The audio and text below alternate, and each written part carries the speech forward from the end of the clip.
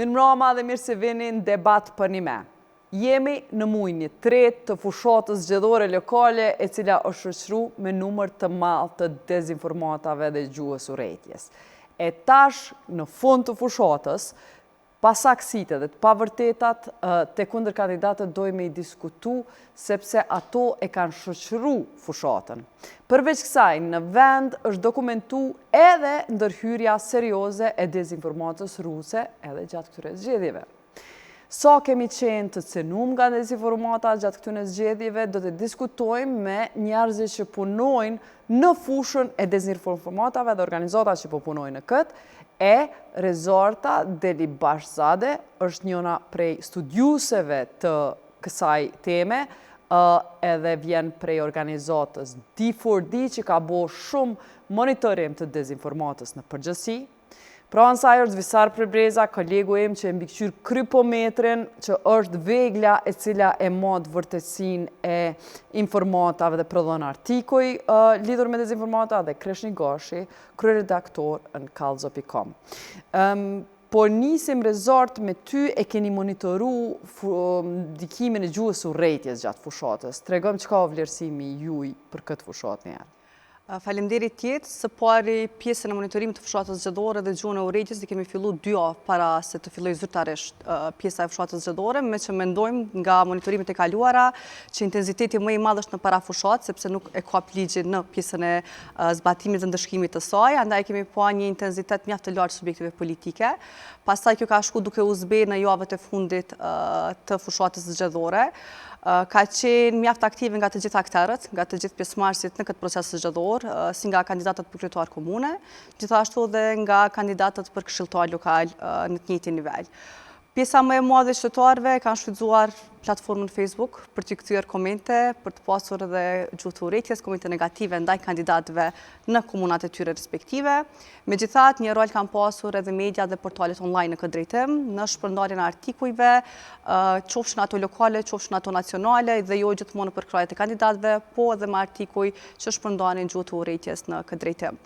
Një pjesë e dhimbshme e fushatës është pjesëmarrja e grave në këtë drejtim, do duaj të cekja në fillim, me që kemi pasur një numër mjaft të vogël të grave kandidate për kryetare komune, dhe gjithashtu një respektim minimal të 30% të kvotës gjinore për këshilltare lokale, e njëjta është faqur edhe tek rrjetet sociale në një aktivitet më të ulët se sa burrat në këtë pjesë të fushatës, mirë po kemi pasur gra kandidate të cilat kanë bërë një fushatë kitë ndryshe nga erat e kaluara, që kanë pasur mjaft shikueshmëri, shpërndarje dhe pëlqime, megjithatë ka pasur edhe gra kandidate që kanë pasur një shpërndarje minimale të artikujve në këtë drejtim.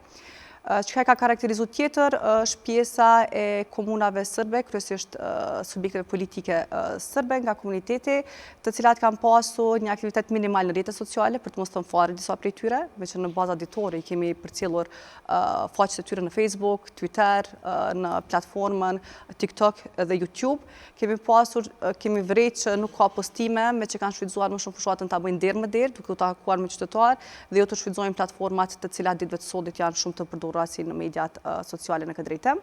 Një aspekt tjetër i rëndësishëm janë temat që i kanë diskutuar kryesisht kandidatët për kryetar komune, janë temat që i kanë shfrytzuar edhe në debatet e juja, po gjithashtu të njëjtat pastaj kanë postuar në Facebook, duke mos treguar shumë risi të ndryshme çfarë postojnë në Facebook dhe çfarë thonin në debate. Faleminderit për këtë analizë shumë gjithëpërfshirëse, edhe faleminderit që e ki analizu sidomos prezencën e grave dhe çka o thonë për tëne, po qato pak gra, para se më shku të Visari, po du me di qato pak gra që morën pjesë. Po thu, bla për shtypi që tha, edhe në 2025, kvotën minimale për asambleiste e kanë plotësu shumica e komunave. Qato pak gra që kanë kandidu, a kanë pas fushat matron të gjuhës urrëties kundër tyre se ndaj burrave, o ferm me thonë, apo është e pasakt? Fushata e grave ka qenë mjaft më e limituar se fushata e burrave, për shkak që fushata kërkon edhe mjete financiare për ta realizuar edhe në terren, qoftë në rrjetet sociale, sepse ditëve të sodit edhe në Facebook edhe në Instagram mundesh me i sponsorizu të gjitha postimet që i bën, dhe kjo kërkon mjete financiare nga vetë personi i cili bën këto postime. Andaj gjuha e urrëties është shprehur tek me që kemi pas vetëm 20 gra kandidate për kryetare komuna në krejt Kosovën. Gjua e urrejtjes e shprehur ka qenë 2 deri në 3% tek këto gra, ndërsa te kandidatët burra që kanë qenë në këtë garë shkon deri në 9%. Me që kanë postuar edhe më shumë, po edhe kanë sponsorizuar më shumë. Pra shpërndarja atyre në rrjetet sociale në krejt Kosovën ka qenë shumë më e madhe, shumë më e dukshme, andaj ka qenë edhe më e lehtë për të qasur për njerëzit për komente negative apo gjuhë të urrejtjes në këtë drejtim.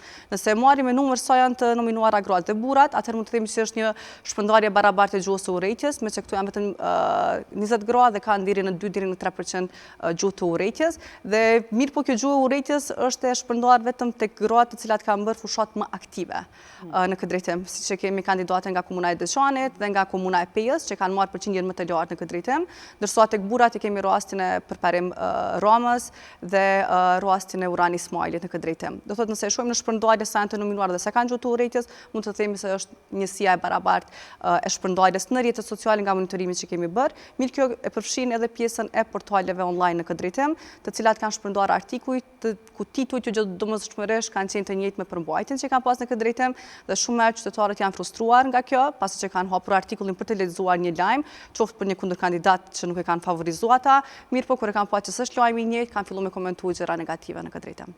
Visara, dhe te ki përcjell gjuhën e urrejtjes gjatë fushatës zgjedhore, çush analiza jote? E para që du të me thonë është që fillimisht partit nuk kanë kandidu gra, do më thonë për komunat kryesore, partit kryesore ne i kemi pa që i kanë kandidu gratë vetëm në për ato komuna kur ka pas pak gjasa për me fitu, e mungesa e grave si kandidate për kryetarët komunave në farë mënyre i kanë mbrojt prej gjuhës së urrejtjes, për shkak se na e kemi pa se cila gru që e ka bo një fushat më të mirë, që o kanë një farë pretendente për me hyrë paktën e balotazh, ndaj saj është përdor gjuhë e urrejtjes, po kur po flas për gjuhë të urrejtjes nuk e kam fjalën vetëm për komentet na për Facebook ose për titujt e portaleve, po flas edhe për gjuhën e urrejtjes që e kanë përdor politikanët. Sepse ajo që kemi pa edhe që duhet me fol po ashtu është gjuha e urrejtjes, gjuha denigruse, gjuha dehumanizuese që kandidat e kanë përdor kundër kandidatëve të tyre. Pra na kemi pa na për televizione kur njëri tjetri referohen me gjuhë më të ulët, edhe kjo është toleru. Dhe kjo është... Sa, më falë që po të nali se shumë na u ka mësu veshi me kritik, ka njerë që nuk e din çka o gjuhë denigruse, çka o gjuhë urrejtjes që përdor gjatë debatin ndaj një gruaje. Për çka o fjala, për çfarë natyre të gjuhës i ato folë? Po tash gjuha e urrejtjes nëse dikush nuk njihet keq me një cilësim që dikush një kandidat ja bën asaj, na çaj është gjuhë që nxit një farë urrejtje. Pastaj e kemi dehumanizimin kur te nuk e konsideron ato as si pal, as si kandidat, as si të denjë për atë pozitë, e krahason po ashtu me gjësendet e tjera. Pra këtu janë ato gjuhë, cilat po ashtu janë një numër i kritereve të tjera, po ajo që është po më e shpeshta është kryesisht te tradhtia, kur po akuzohen për tradhti, kur po lidhen me partitë serbe, kur po lidhen me të kalumen, domthonë që to janë disa prej cilësimeve që janë duke u bë kandidatëve dhe të cilat janë shpeshtu jashtëzakonisht shumë. Pra, në fillimisht, kandidatët e përdorin një gjuhë jashtëzakonisht të vrasht kundërshtarëve të tyre politik, pra nuk ka tolerancë politike, nuk ka tolerancë të mendimit ndryshe.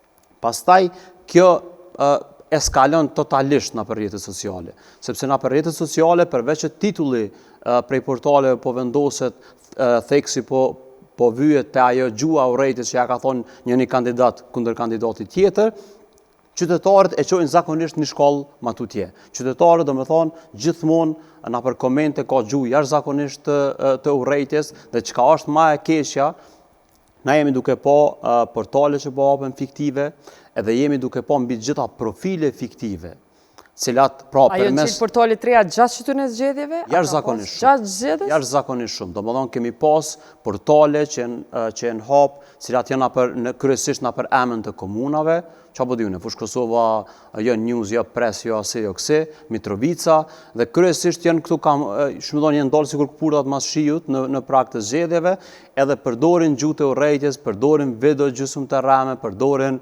konstatime të rreme, dhe pjesa më e madhe e tyre realisht janë tuje, nëse muj me thonë ashtu, janë tuje kontaminu gazetarin. Janë tuja gjukit barën e kësaj gjuhës urrejtje gazetarisë që në fakt ata nuk janë gazetarë që në të shkru. Unë jam i bindun që me bo me pas një shtet ose një jetim të duhur të mirë, jam i bindun që njerës që i menagjojnë ata, njerës që i postojnë, janë për shtabet e partive politike. Ja, po, ka transparencë kush është redaktori, pronari i Jo, absolutisht jo. Jo, këtu hapen dhe mbyllen. Ose është një faqe që ka qenë në emën të ndonjë klubi, Barcelona, Manchester City, ndryshohet emni për shkak se ka fonsa pak më shumë dhe fillon postojnë lajme, edhe jemi bindu që në 10 orë kryen zgjedhjet, i bjen aktiviteti edhe pushon aja 4 vjetë. Pra janë faqe pothuajse fiktive që në parim po du me theksu prapë që shumica njerëzve po thonë ju gazetar po rani, ai po ran, ky po ran, po nëse i sheh në mediat, sado që ka informacionet të rrame që publikohen edhe nëpërmjet dhe serioze, prap, numri i video të rrame, numri i postimeve të rrame, numri i postimeve që kanë gjuhë denigruese të urrejtjes, na për këto portale që unë e menoj që janë pjesë e shtabeve të partive politike, është jashtëzakonisht i madh. Krishnik, po të pyes si bashk redaktor në qëto debatet që i kemi bo politike kësaj radhe, vazhdimisht para se më u bo debate, kandidatëve i ke folë ti, e mandej unë jo mundu si moderatore me e kontrolu, krejt që tendencën me u sho në baza pa fakte, sidomos akuza që e përdori Visari populiste, je me listën sërbe, si je me listën sërbe. 2025 hala o trahtari, kush o ma shqiptar se tjetri në nivel komunal po folim për këtë politikë. Tash, në atë anë jemi munu si redaksime e luftu populizmin, por e di që ti je avokus edhe i fakti që politikan duhet me të rosh lëkurën edhe duhet me pranu një nivel të gjuhës shumë ma agresive se njeri i thjesht. Prandaj, u përmen gjuha e urrejtjes, e ronë prej politikanëve, hala pa dalë të dezinformatat, po du me të pytë cili është kufini për ty i gjuhës së lejume politike kundrejt gjuhës urrejtjes. Çka na tolerojmë si gjuhë e kritikës e jo urrejtjes? Kritika mbi bazën e fakteve. Ky është standardi elementar të cilën na kemi synu me çu përpara dhe këtu është shumë e rëndësishme me kuptu një element shumë të rëndësishëm.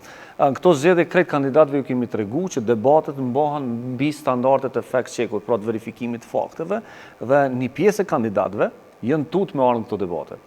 Arsyeja pse këta kandidatë janë tut është sepse në diskursin e vet, çaq shumë thonë rana, sa që nuk mund me dalë në televizor dhe me pas verifikus të fakteve të cilët ja u kundërshtojnë ato me prova dhe me elemente tilla. Pra, kemi pas njerëz të cilët janë tut me ardhur në këtë debat vetëm për faktin që verifikojnë faktet të cilat ata po i thejnë. Pra, i qesim në rënë në rast se ata na e thojnë të pavërtetën gjatë fushatës zgjedhore. Dhe ky sindrom i ka bë disa kandidatë për komunat tona mos me ardhur në këtë debat. Kjo frikë për shkak se ata nuk i besojnë as vetës, çaq shumë rajnë në përditshmërinë e tyre, dhe kjo është problematik besoj për këtë audiencën tonë dhe për këtë partitë politike. Adalviç, shumica, a nuk është detyra moderatorëve me i lënë kandidat gjatë zgjedhjeve me folë çka dojnë përderisa është çat minutash? Elementi i parë që kemi dashur dhe ne kemi lënë me folë çka dojnë për vizionin e vet politik, pra në rast se po dojnë me ndërtuani kopsht, në rast se po dojnë me ndërtuani shkollë, kanë jo çka dojnë për kundër kandidatit. Mirë po, në rast se kanë pas shtrëmbrim të fakteve, në rast se ka thonë që ky kandidat e ka nënshkruar një kontratë 1 milion euro dhe kontrata nuk ka qenë 1 milion, po ka qenë gjysmë milioni, atëherë kemi keq informim dhe prishje të informacionit. Për këtë arsye, disa prej kandidatëve, të cilët kanë dashur fushatën e vet me bazuar në dezinformat, nuk kanë ardhur në debat për një mes, sepse kanë ditë që ju bjen krejt struktura e vet politike, e cila dhe krejt metoda e vet politike me cilën ata kanë dashur me fitu zgjedhjet. Dhe kjo për mua është një problem. Nëse je kandidat për kryetar komune dhe nuk pranon me shku në një debat i cili zhvillohet sipas standardeve ndërkombëtare të EFCSN-it dhe AFCN-it, atëherë ti nuk je tu edinsu publikun tonë me fakte. Pra nuk je tu i dhënë qytetarit tonë program politik të bazuar në fakte. Pse ka ndodhur kjo? Kjo ka ndodhur për shkak se kandidat për zgjedhjet për kryetarët e komunave, kur i kemi ftu, ju kemi tregu për çka kena mi pyet. Dhe në momentin kur i kemi nxjerr patatet e nxehta, pra kemi dashur me fol për planin urbanistik, dhe ata e kanë ditë që plani urbanistik është dokument i cili është në komunë dhe nuk mund me ardhur me fol gjithçka për to, por duhet me fol mbi faktet, kanë refuzuar me ardhur. ose kur kemi dashur me fol për ndërtimet pa leje, prapë kanë ditë që na kemi misfidu me ato materiale. Disa pritëne kanë pas problem, se po thu kanë ardhur me strategji me shpërndat, për shembull diçka që ata menojnë që informat, e për neve dezinformat për kundër kandidatin, e na u dasht me ndërpreq atë person, ma shpesh me thonë sot qështu po qështu, a i Mandeo Anku ka thonë mu më ki ndërhy ma shumë se tjetrit. Po, që kjo është A është thymi e regullës elektorale? Bile është obligim me moderatorit dhe i gazetarit, në momentin kur e den që panelisti është të shpërnda informacion të pasakt, me u këthy dhe me korrigju, dhe me i kërku dhe ati me korrigju informacionin e pasakt. Kjo është baza mbi cilën ndërtohet edhe kodi i KPM-s, edhe kodi i Këshillit Media të Shkruar, edhe standardet ndërkombëtare të cilat janë këto. Çka është shumë më rëndësi pastaj që vjen për debatet e balotazhit, është fakti se na kemi dëgju gjatë fushatës së përgjithshme zgjedhore premtime prej kandidatëve astronomike. Dhe në balotazh kemi shku dhe kemi strukturu debatin në ata që e kemi nxjerr buxhetin e komunës dhe planifikimin buxhetor për 3 vjet të ardhshme. Dhe kemi dashur mi tregu qytetarit që në rast se kandidati i ka premtu 200 projekte që ka mi zhvillu, ai ka 40 projekte në kornizën afat mesme buxhetore për 3 vjet të ardhshme. Dhe mundet plus minus 10, po jo 200, sepse nuk ka buxhet, nuk ka pare. Në momentin kur kandidati janë sfidu me dhënat e buxhetit, ata kanë nisë me u bloku. Ata kanë premtu që do t'i ndërtojnë qerdhët vetë, kopshtet tona të fëmijëve, në anën tjetër, në momentin kur është nxjerr buxheti, dhe është tregu që në 3 vitet e ardhshme në komunë nuk planifikohet me buxhet komunës asnjë kopsh mund ndërtu, kanë shku tani tek kërkesa ose planifikimi tjetër. Mirë, po do ta ndërtojë ministria. Pastaj është nisë me u dekonspiru premtimi i tyre elektoral, të cilën kandidat për politikanë synojnë gjithmonë me vesh të vetja. Kjo është plani im, nërsa kur e sheh buxhetin, kur e sheh dokumentet tjera, atëherë kalon në një proces tjetër. Çka është shumë e rëndësishme është që këta njerëz që s'kanë denjësu me arë në debatin e verifikimit të fakteve, normalisht dezinformatat, normalisht premtimet e tyre boshe kanë vazhduar mbi shpërnda të tjerët, sidomos në rrjetet sociale. Tash është e jona mi u tregu njerëzve që në disa raste ata që s'kanë ardhur këtu duhet me i marrë me shumë rezervë premtimet e tyre për shkak se nuk kanë kaluar në filtr të verifikimit të fakteve. S'po me shku tutje pa e boqët lidhje që Rezorta tha që Prishtina ka pas mas shumë të shpërndarje të urrejtje, si përmeni 2 kandidat në Prishtinë, e pikrisht kandidat kryesor në Prishtinë s'kanë ardhur te na edhe në debatin, e parë edhe në dytin. Është shumë e rëndësishme jetë. Nëse na i kemi një këta kandidat të fol për ndërtimet pa leje në Prishtinë, në asnjë debat nuk i kemi dëgjuar. Debati i parë ka pas më bë për ndërtimet pa leje edhe për planin zhvillimor të Prishtinës. Pra ka pas më bë me na tregu kandidat se ku kanë me dhënë leje ndërtimore. Edhe patatja e nxehtë në Prishtinë nuk është as sheshi Gjergj Bush këtu afër katedrales, as mësimi gjithditor, por patatja e nxehtë në Prishtinë është ka mu zhvillu Prishtina, ka kanë më dhënë leje ndërtimore për banesat kolektive, sa ka të komu ndërtu në Prishtinë.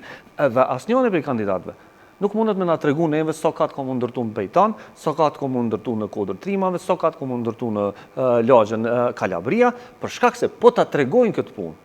Atëherë ose kanë mi hub zgjedhjet, ose kanë mi prish marrëveshjet të cilat mund mi pas me ndërtues. Dhe kjo ka qenë patatja e nxehtë që unë mendoj që i ka pengu kandidat për Prishtinën me ardhur në debat për një dhe me fol për temën kryesore të kryeqytetit, që është ku kena me ndërtu Prishtinën dhe çysh kena mi rënu krejt terasat, krejt kafiterit, krejt objektet pa leje të cilat janë në Prishtinë këto, krejt katët të cilat janë të ndërtuara prej pas luftës në vendin tonë. Nuk i kemi dëgjuar debatet tjera ka shku tu u deviju debatin në tema të tjera alternative dhe ata e kanë ditë që këtu do t'i kemi pyetje të serioze, për shkak se gjithë kandidati kanë pas 30 minutat e parë me fol për planin urbanistik dhe planin zhvillimor, dhe për këtë arsye na sot nuk e kemi në Prishtinë një premtim të qartë se sa kate kanë me qenë në secilën lagje të kryeqytetit.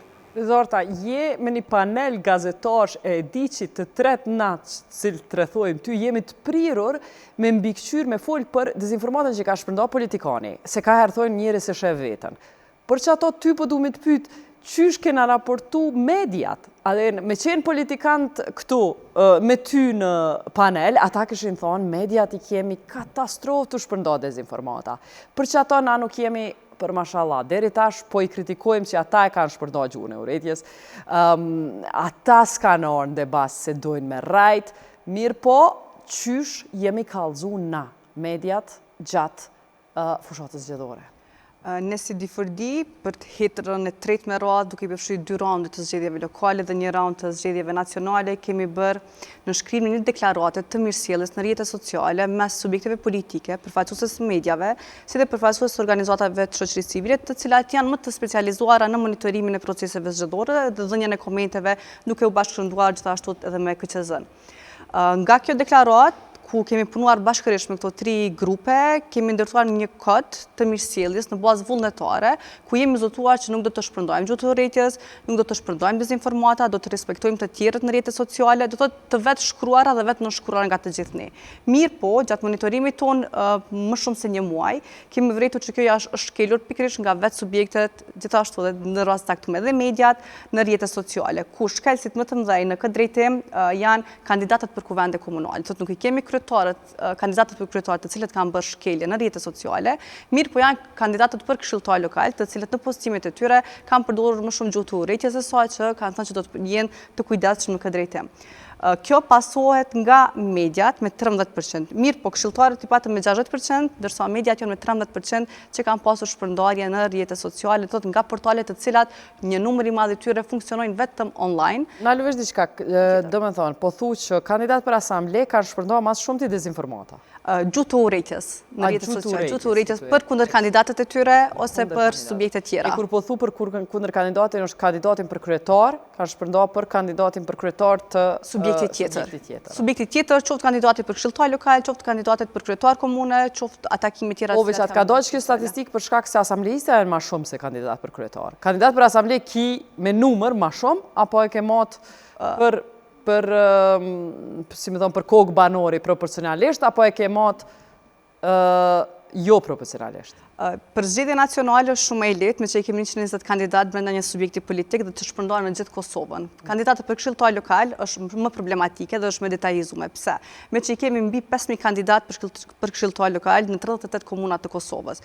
Nga monitorimi në vetëm 14 komunat të Kosovës, në bazë ditore kemi hyrë në 2700 kandidat në rrjetin e tyre social, Facebook, Twitter dhe Instagram për t'i analizuar postimet e tyre në këtë drejtim. Dhe këto postimet të këtyre kandidatëve për këshilltar lokal janë gjithmonë që bëjmë për komunën e tyre. Do thotë nëse është i komunët e Prizrenit, ka bërë për kundër kandidatin tjetër në komunën e veçantë specifike. Bërë me pyetjen e që tash visorit, çka e klasifikon ti si gjuhë të urrejtjes? Sepse prapë po them, ndoshta na u ka mësu veshi, nuk e di mo çka është gjuhë e urrejtjes, çka është kritik.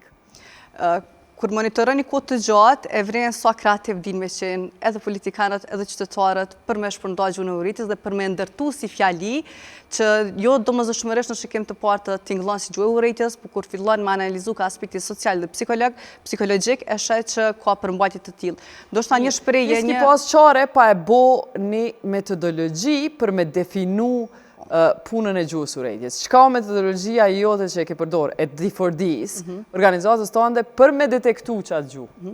Së pari mi mundu me i gjithë fjalët të cilat janë përdor 2-3 vitet e fundit më së shumti nga politikanët, që kemi rastisi gjuhë të urrejtjes, janë postimet dhe fjalët të cilat përdoren për me ataku dikën në bazë të gjinis, në bazë të fesë, në bazë të racës, në bazë të vendbanimeve të ndryshme, komunikime të ndryshme të cilat e ulin nivelin personal të tjetrit, që shkon edhe në pjesën e bullizmit personal pastaj hen.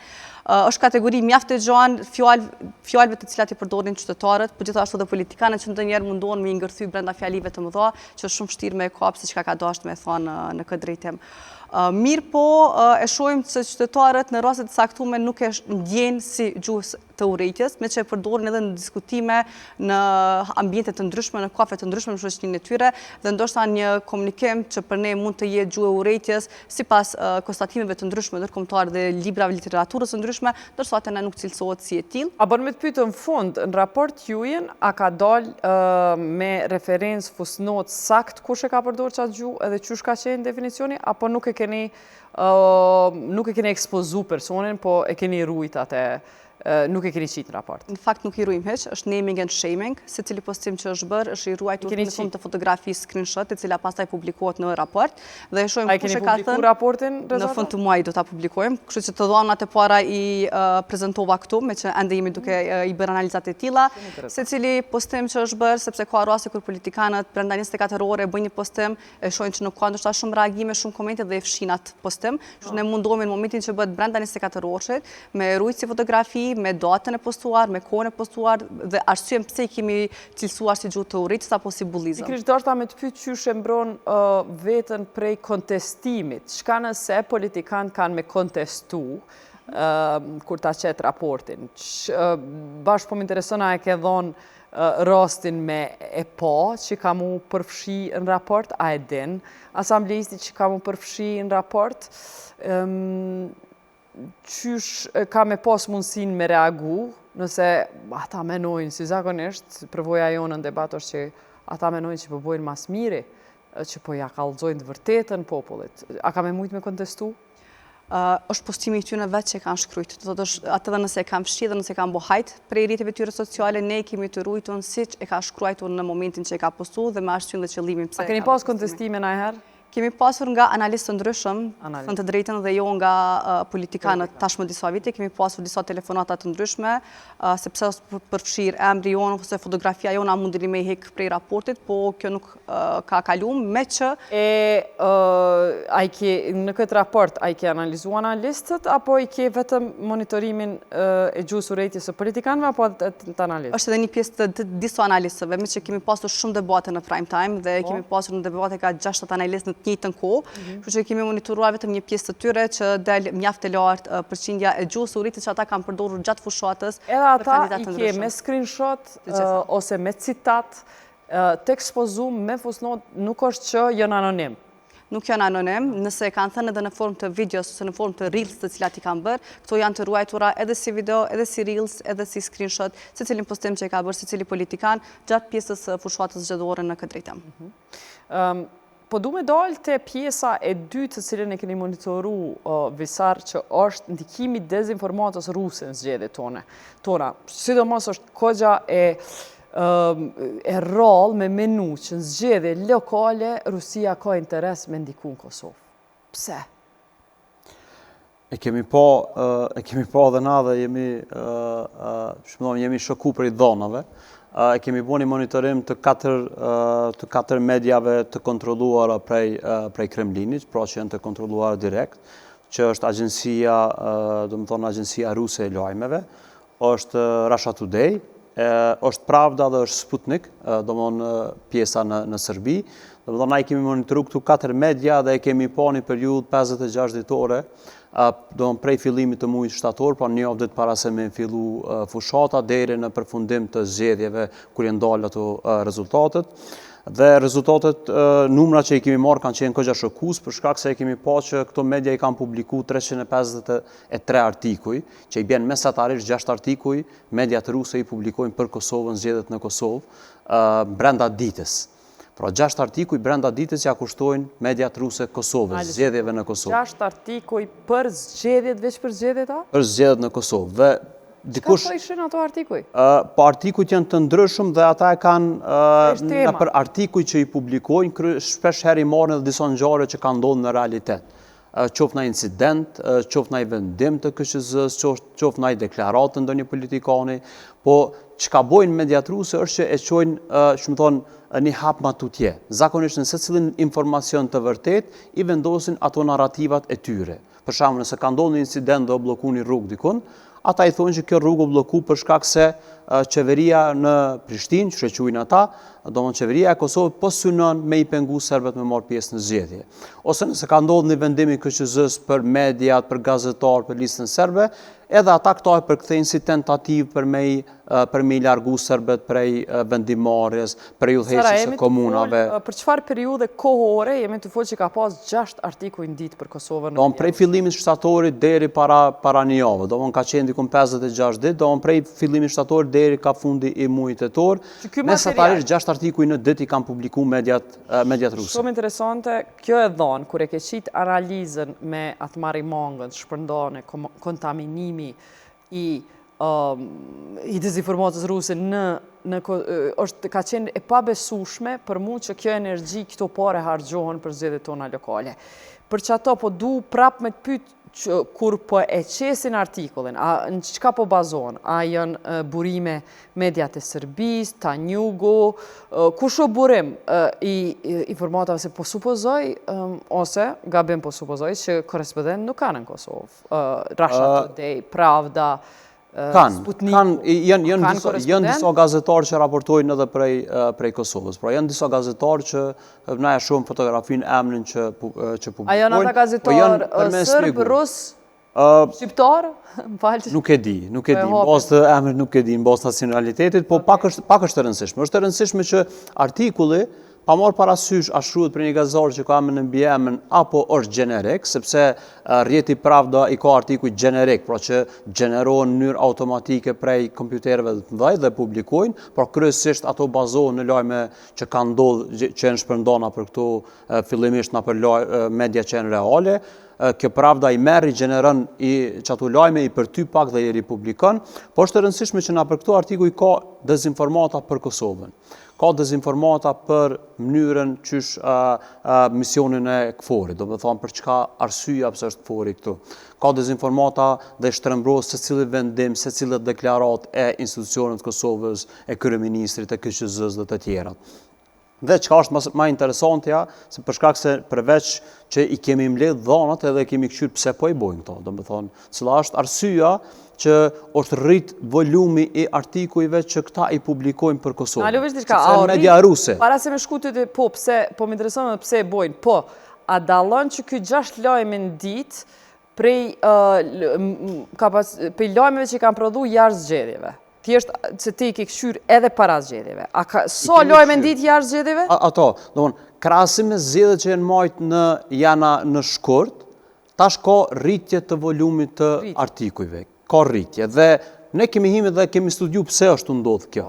Dhe është diçka që është duke ndryshuar në botën e internetit.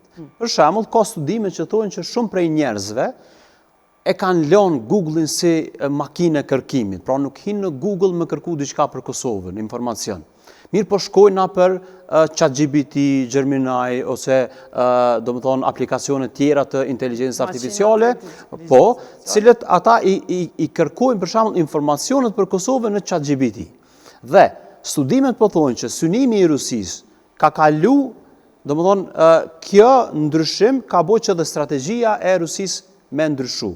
Prej publikimit të informacionit të rram rreth Kosovës, tash ata kanë fillu mi publiku 6. Nashti nesër kanë me fillu mi publiku 12, sepse ata po synojnë me korruptu inteligencën artificiale. Për shkak se duke i ofruar shumë më shumë informacione të rram inteligencës artificiale, nesër mas nesër inteligenca artificiale neve kam na dhënë narrativën ruse ku na e kërkojmë për Kosovën. Dhe kjo nuk është që unë jem të e thonë kështu për qielli, jem bo studime. Jenë testu disa chatbote, do më thonë, në Francë, dhe ata e kanë po që do më thonë, në 8 raste, 8 prej 10-ve, chatboti i ka dhonë narrativën ruse për shkak se është korruptu prej qisajna prodhime të informacion për janës e Rusisë. Për narrativën lidhur me Francën, jo lidhur me Kosovën. Po, ajo që kemi bo na është që kemi po, okej, që kjo po ndodhë në Kosovë, po pse po ndodhë në Kosovë? Dhe kemi lezu studime. Jem bo studime prej Stratkomi që është i BE-s, jem bo prej Francës, jem bo prej Britanisë, dhe këto studime pastaj kemi po dhe rezultatet tregojnë këto që Rusia është duke tentu me e korruptu inteligencën artificiale. A kushton shumë që ky korruptim i maqinës së inteligencës artificiale, sepse diçka po mdoket e pabesueshme që në krahasim me mediat në Francë, kundrejt mediat ruse që shkruajnë për Francën, nuk mund është kur me mujt numrin e gazetarëve francez kundrejt numrin e gazetarëve rus, po e thjeshtësoj kështu.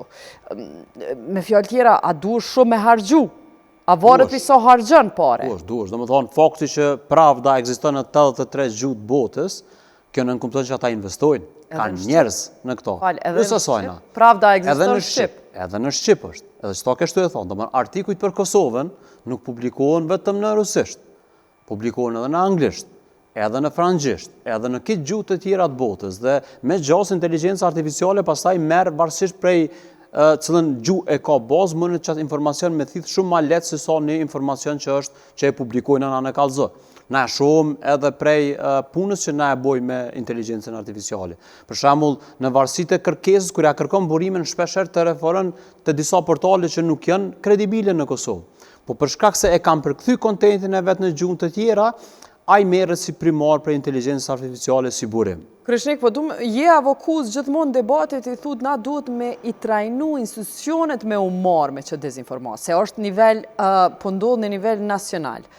Në anën tjetër e ke shembulli që në Francë po mujnë me enal këtë propagandë ruse, e ti po kërkon prej Kosovës me enal.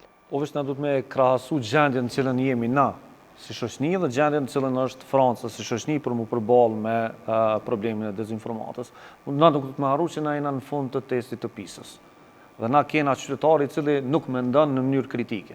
Është e konstatuar prej raportit, nuk po e thamon, dhe kemi qytetari i cili i beson informatës të parë të cilën e merr. Nuk është i prirur me shku me lexuar në 2 vende, në 3 vende, në 4 vende. Pra vetëm duhet me pas parasysh që na duhet me bëni dallim shumë të madh prej lajmit dhe prej informacionit. Po na marrim informacion, konsumojmë informacion në bazë aditore me sasi shumë të madhe. Dhe informacionin të cilën e marrim, na e marrim të mirësia në leximin e parë, që do duhet të ishte e kundërta. Të lexonim 2-3 vende për me mrit me ardërit e përfundimet. Dhe në një shoqëni të tillë, me 6 lajme që po i përmend Bisari, sa dush bën ndikim, për shkak se me 6 lajme të i mrin 100.000 njerëz në Kosovë, të cilët janë po e quaj të pa edukuar që është me lexu, dhe në memorien e tyre mbeta informacion dhe ata nuk e dinë ku e kanë marrë. Me 6 lajme në ditë po thuni 100.000 njerëz Kosovë, por nuk lexojnë njerëz e Kosovës shqiptarët lajme në këto kanale ruse. Nuk lexojnë.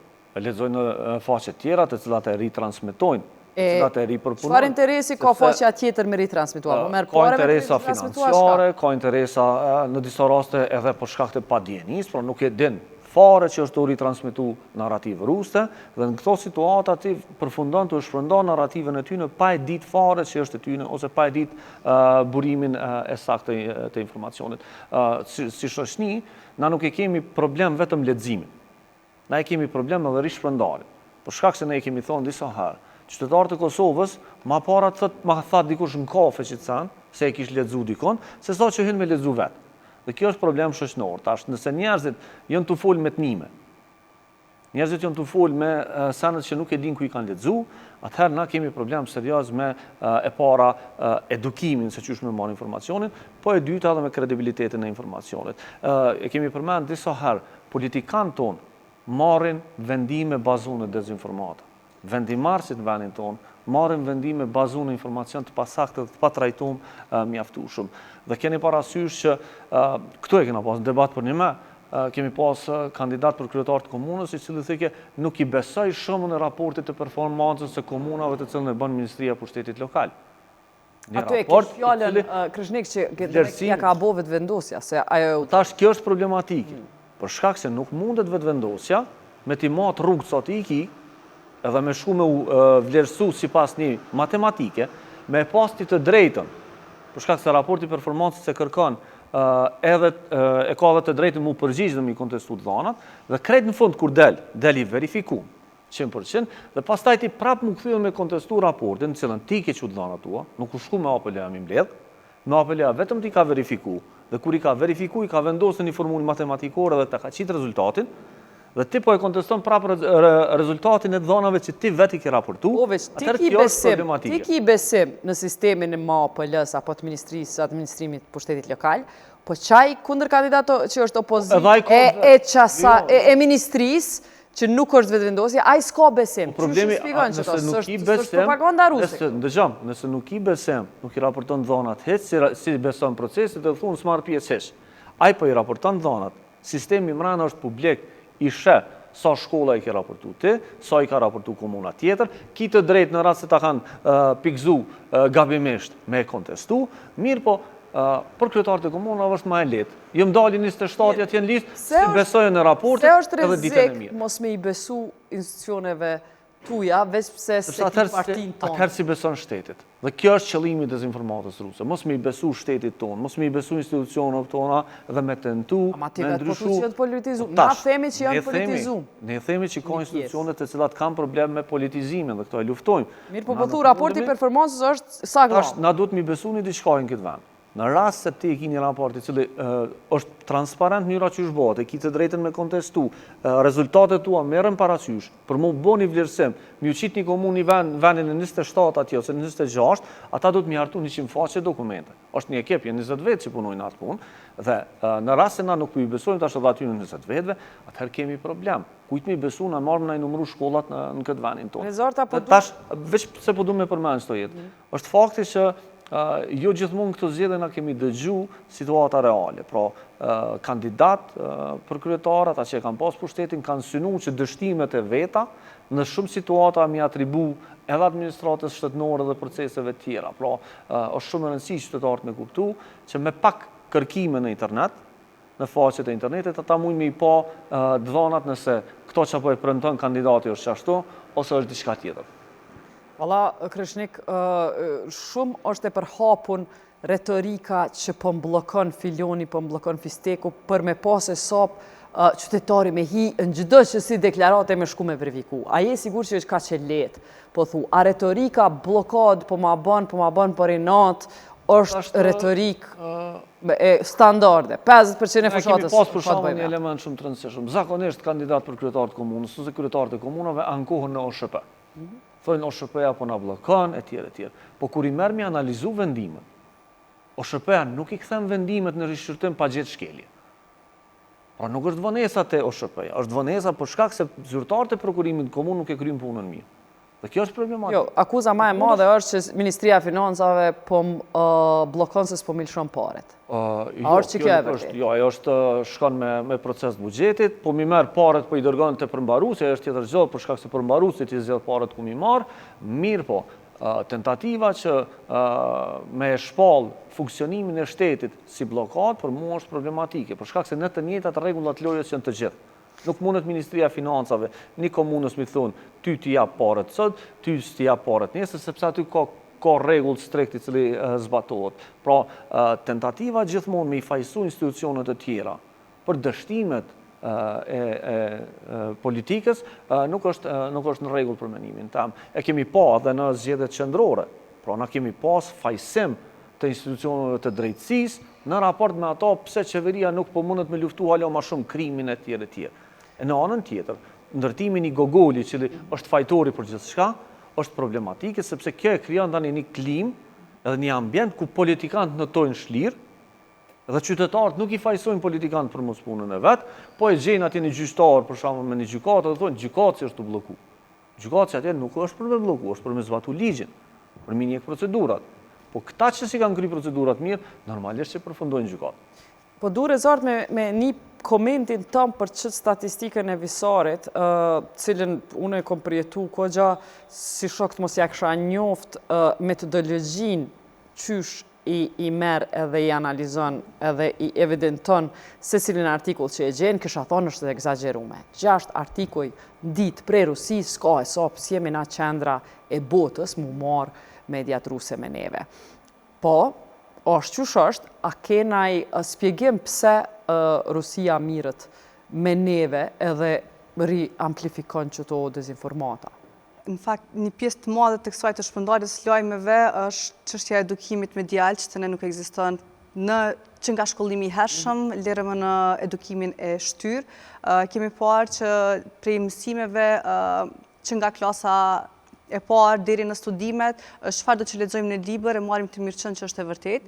Pastaj kemi qytetarët në moshë të shtyrë të cilët janë mësuar që lexojnë gazeta ditore, të cilat kanë kaluar në për disa duar rishikimi para se mu publiku materiale, kështu që kur e kanë lexu gazetën, e dinë që çdo informatë ka qenë e vërtetuar dhe sakt që e lexojnë. Andaj edhe ekspozimi çfarë do lajmi ndaj këtyre moshave në rrjetet sociale, këta e marrin si të vërtetë dhe si të mirëqen dhe nuk shkojnë me shiku burimin e dytë apo të tretë për me vërtetuar nëse është lajmi i vërtet.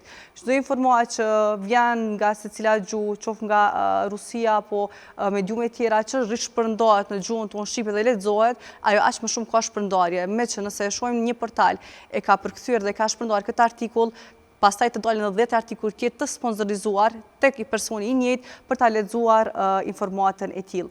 Minimi i besimit në institucionet tona, qoftë që ishte edhe gjatë procesit zgjedhor, edhe në KQZ-n edhe institucione tjera, kjo rrezikon edhe vetë besimin e qytetarëve tek institucionet, që për neve është mjaft e rrezikshme, me që kemi shumë zgjedhje të shpeshta, nuk kemi pozita, kemi vetëm ushtrues detyre në shumicën e pozitave udhëheqëse të vendit. Kjo qytetarin e bën shumë të pasigurt në ambientin që është duke jetuar, shto tash edhe pjesën e krizave financiare që po ndodhin me mos konstituimin e kuvendit, mos qeverisë. E shohim qytetarët po fillojnë me i besu më shumë artikujve të tillë që nuk janë të vërteta për vendin e tyre, sesa që e shohin realitetin me sytë dhe që e shohin në lajme se çfarë do të po ndodh në vendin tonë. Na thamë që edhe mediat në Kosovë i citojnë këto. Çka mundet me u bë që mos me pas nevoj lexuesi shqiptar hiç me i gjetë këto në Shqip prej mediave të verifikuar shqiptare? Mediat më kredibile në Kosovë, tash nuk mundemi me i thonë të gjitha mediat janë të besueshme të pa besueshme, një pjesë e mediave të mirë janë të besueshme dhe kredibile nga të cilat mund të marrim informatën e saktë, ndërsa është kjo pjesa tjetër e cila e bën veç për shkak të klikimeve në rrjetet sociale dhe për shkak të përfitimeve financiare që e bojnë.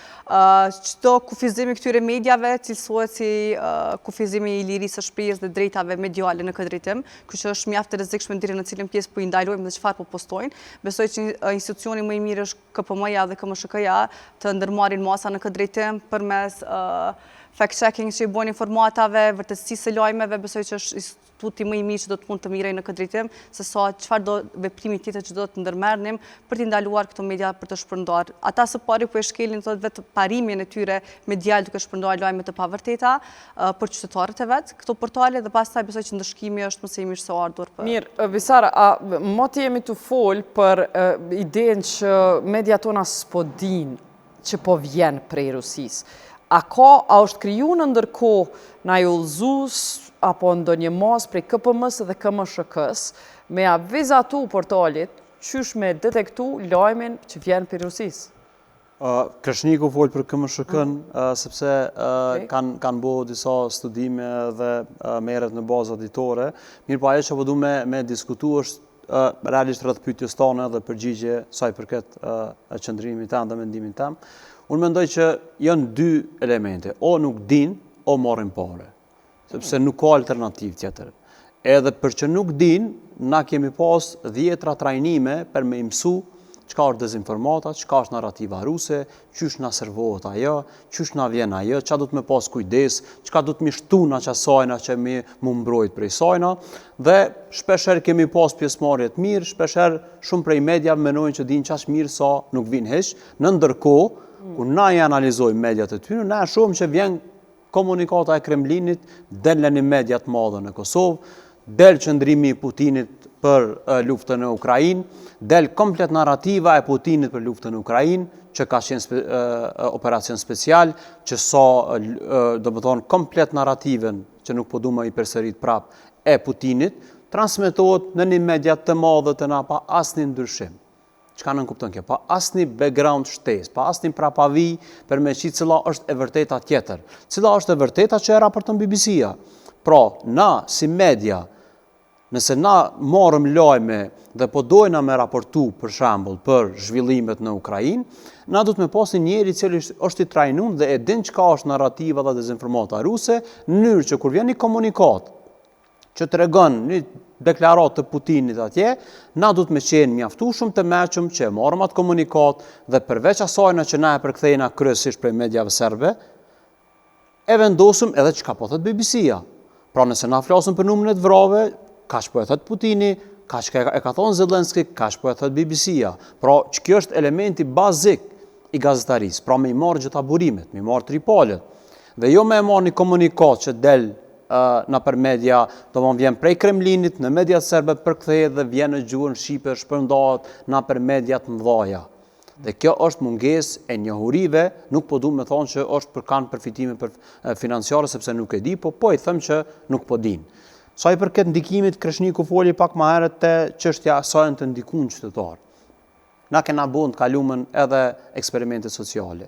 E kemi pa që edhe mjek nuk din me lezu një lajm që është për profesionin e tyre dhe i besojnë. Njëjtë prokurorët, njëjtë mësimdhënësit. Por ajo që është më shqetësuese është që kur na shohim një postim që bëhet për një politikan saktun.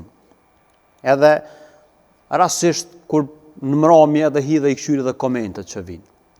Komentet e njerëzve. Prej komenteve unë e shoh që ata janë të ndikur prej dezinformatave, sepse publikojnë informacione që janë të rreme. Dhe kryesisht për shembull nëse del një informacion për deputetën Hikmet e Bajramit, ti e shëna për komente që 30% të komenteve nuk janë ashtu gjuhë urrejtjes që binë në filtrin e Difordis, po i thojnë ti e vjedh se ku janë 2.2 milion euro. E akuzojnë për vjedhjen e 2.2 milion euro, so ka qenë ai skandali thesarit atër, në ndërkohë që e kemi një vendim të gjykatës, cili ka dënu 2 personat e tjerë, dhe nuk e ka njek, do më thonë për përzi penale këto. Dhe ti prej kësaj na e sheh që thjesht ata janë të ndikuar. Sepse na i kena publiku disa krypometra cilët i kanë bërë debunk disa postime, fotografi, video me AI që ku e kanë portretizuar Ekuivalenti që saj që po thu për Hikmet e Bajramin janë komente që dalin për Xhevat Krasniqin që e patëm qit në emision të akuzum për ngasmim seksual, krejt menojnë që liru. Në fakt ka akt akuz ndaj tij për shkak të shpërndarjes së dezinformatës të madhe në TikTok. Më duket shumë interesant që shumica nuk e din të vërtetë. Jo vetëm për ato, po plot informacione të rreme, që na kur i kontaktojmë kanë herë politikantët, po pse me fol kjo, po dihet që është AI. Po dihet, po ti nëse e sheh mas 3-4 dite, për shkak se ajo është shumë fishu, është shpërndarë në shumë faqe, njerëz ja fillojnë dhe qatë titullin që ka qenë komplet me AI, ja publikojnë në komente, që i vjen ai kanë ndikuar të njerëz. Kreshnik, a kena me mujt me fitu luftën tash që është e bekapiratun apo e përkrohun prej AI? Dhe që tash se kena pas edhe qëtë element. A kena me mujt me fitu qëtë luft për vërtësinë e fakteve? Diçka që po insiston.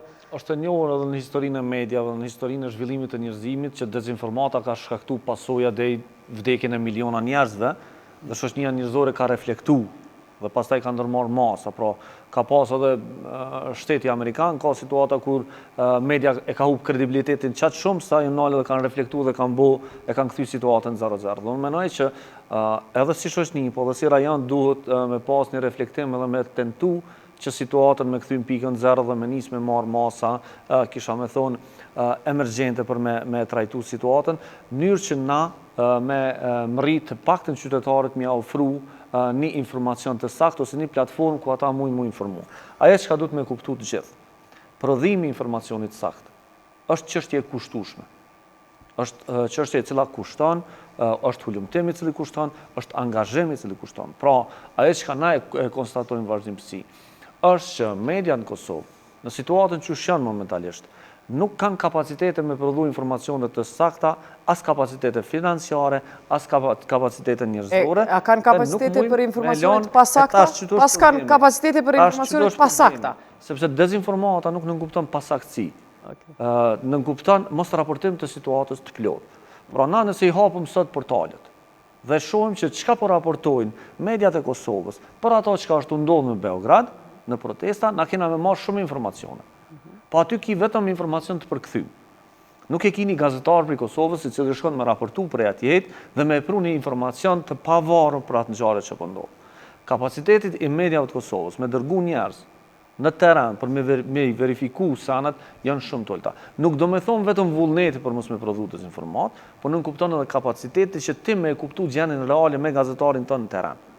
Pra, nëse një media në Kosovë nuk po don me shpërnda dezinformat, po don me informu qytetarën e pejes, po nuk ka kërë me që dhe impej gazetarin, po vetëm me merë komunikatën e komunës, e cila potencialisht nuk i ka krejt informacionet, prap shëndrohet në një farformë, në një prodhus të informacionit jo 100% sakt.